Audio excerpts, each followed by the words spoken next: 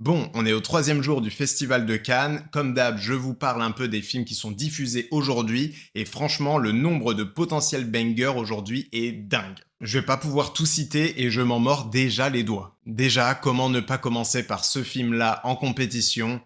Eddington de Ari Aster. Selon moi, c'est tout simplement le meilleur réalisateur de films d'horreur que nous avons actuellement. Hérédité, Midsommar et Boys Afraid sont déjà dans le panthéon des films de ma vie. Eddington raconte l'histoire de la confrontation entre le shérif et le maire de cette ville qui ont commencé à monter les habitants les uns contre les autres. Bon, et puis si le nom de Ari Aster vous suffit pas, le trio de tête c'est quand même Joaquin Phoenix, Pedro Pascal et Emma Stone. Ah bah si vous voulez toujours pas le voir, là je peux plus rien faire pour vous. Maintenant, en hors compétition, on a aussi le film d'animation Arco de Hugo Bienvenu. Dans cet univers, les arcs-en-ciel sont en fait des hommes et des femmes venus du futur pour observer le passé. Arco, un petit enfant de 10 ans, lors de son premier vol, va se cracher dans le passé. Et maintenant, il doit bien trouver un moyen de retourner à son époque. Ça, c'est du synopsis qui m'attire, et en plus, au casting vocal, on aura Nathalie Portman, Louis Garrel et aussi Swan Arlo et plein d'autres, vraiment plein d'autres. Par contre, et ça devient souvent le cas, pas de date de sortie. Faisons un petit tour du côté d'Un certain regard pour découvrir le film The Plague de Charlie Pollinger.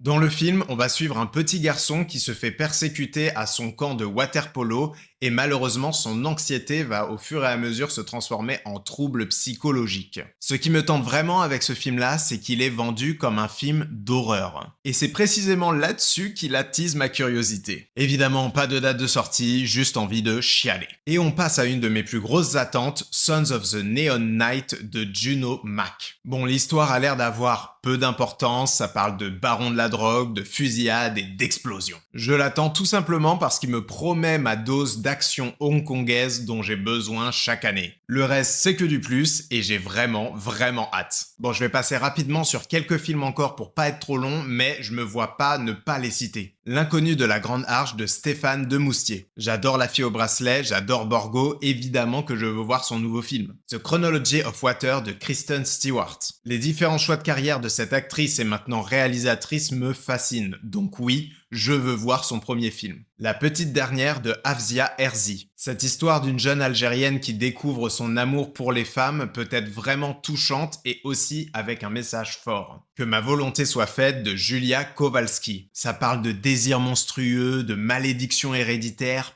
sûrement même un peu de parano. Ah bah clairement, il m'en faut pas plus moi. Baise en ville de Martin Jova. On termine en douceur avec une comédie, ça a l'air mignon, ça a l'air drôle et j'ai aussi besoin de ce genre de